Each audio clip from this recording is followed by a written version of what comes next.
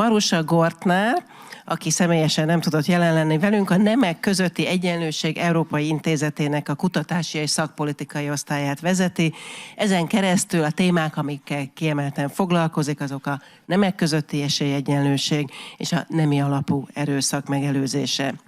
Ezt megelőzően a szlovén kormányban dolgozott egyébként, hasonló területen nagyon sok éven át, és tagja volt különböző a nemek közötti egyenlőséggel foglalkozó uniós és nemzetközi testületeknek.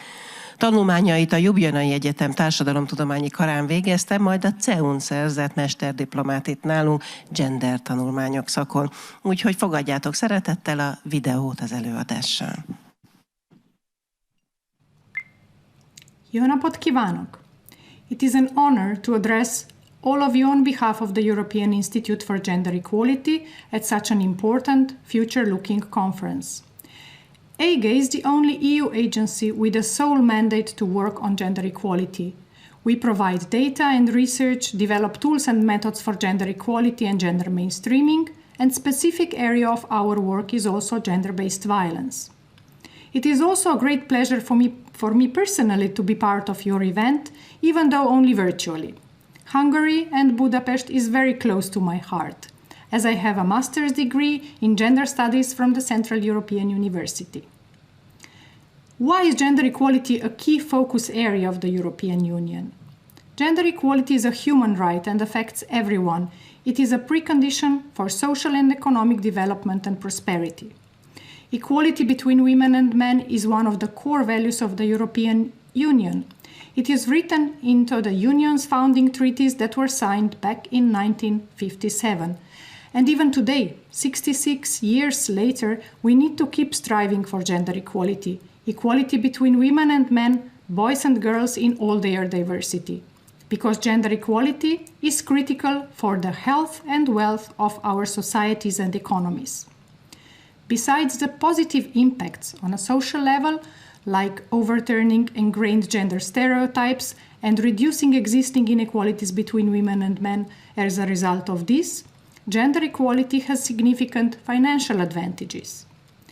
EIGE has estimated that in the time span from 2015 to 2050, improvements in gender equality would lead to an increase in EU GDP per capita of up to nearly 10% by 2050 and up to 10.5 million additional jobs. You can compare this to a population of Hungary. But we cannot achieve this by chance. History has taught us this. The gains we have made in gender equality since the Treaty of Rome, recognizing the principle of equal pay for equal work between women and men, have been momentous. Today we have several EU directives and political commitments under the Union of Equality, including the 2020-2025 Gender Equality Strategy. It's clear a lot has been done, but there is still a long way to go. At our current pace towards reaching a gender equal Europe, it will still take at least 60 years to reach a gender equal society. This length of time gives even more reason to make gender equality a key focus so we can go from a snail's pace to a pace where the results of gender equality are felt in real time. I will now speak about few EU priorities that are most recent in recent development. Gender balance on company boards directive. After more than 10 years, the directive was finally adopted last year, and once translated into national law, it will require that 40% of non-executive seats or 33% for both non-executive and executive board positions are dedicated to a less represented sex or gender. It was much needed. We see this in our Gender Equality Index 2022, where the domain of power is the lowest, but still the fastest increasing score. We need to see more women in decision-making roles and on boards. They have much to bring to the table. But we need to look beyond corporate boards. Legislated quotas in parliaments, accompanied by rules to ensure equal visibility of women and men candidates, have proven to be powerful tools. If we apply these tools consistently and at all levels across the EU, we can make gender-balanced parliaments a reality in a few years' time. Right now, women account for only 1/3 of national parliament members. Not having women represented means that they do not have the opportunities to influence policy making and decision making, which would reflect specific needs women and indeed men have in all their diversity. The second priority is a care strategy and work-life balance. Women still bear the main brunt of care responsibilities. EGE's surveys on COVID-19 and care activities showed that women are twice as likely as men to provide the bulk of care for children under 12 years old. Beyond the pandemic, our latest evidence proves not much has changed. In 2022 in the EU, 40% of women and 21% of men spend more than 5 hours per day on providing informal childcare to their own children. But last year the European Care Strategy got introduced. It promises to support high-quality, accessible and affordable care services for children and people who need long-term care.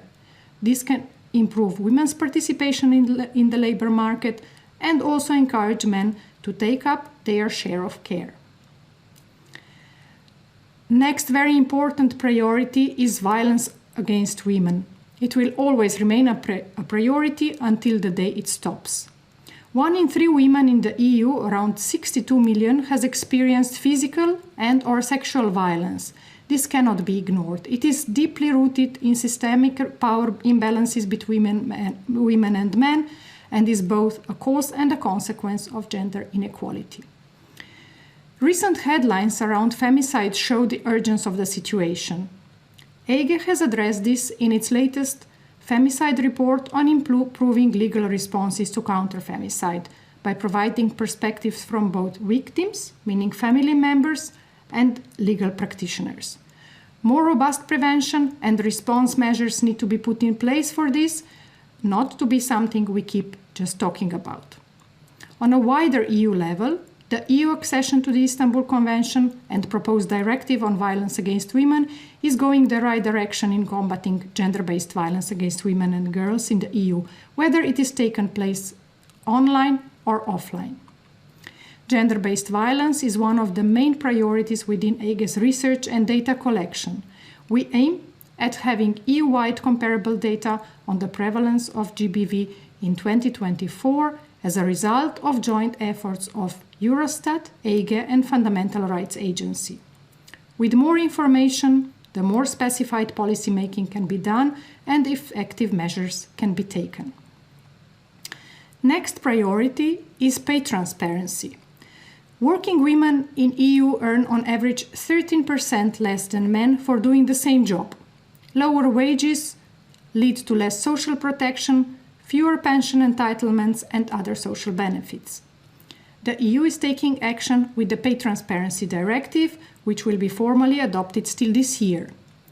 This recognizes that pay secrecy is helping mask deeper inequalities, while shocks to our economy threaten fragile gender equality gains.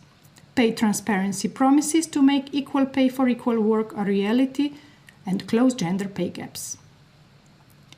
What can we do? What can we do centrally and as organizations or corporations? From a central perspective, data collection is a key element. Data provides a wider field of vision on the state of gender equality and can help us to better capture the lived realities of everybody. At EGE, we are committed to including an intersectional approach to capture the complex, cumulative ways that multiple forms of discrimination combine, overlap, or intersect.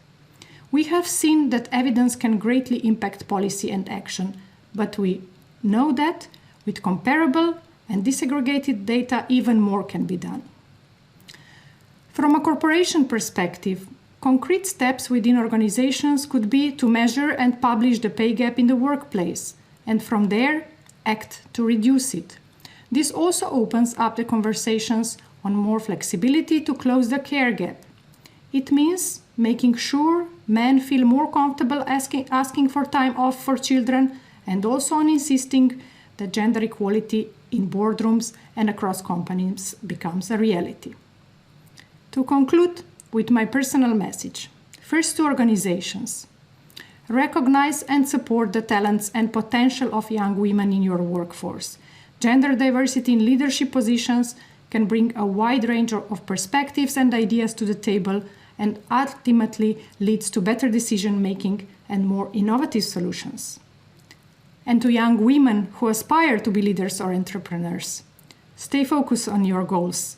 Be persistent and never give up on your dreams. Pursuing your passion and taking calculated risks can lead to great success and personal fulfillment. Seek out mentors and role models who can guide and inspire you, and don't be afraid to ask for help or support when you need it. Thank you very much, and wishing you a fruitful conference.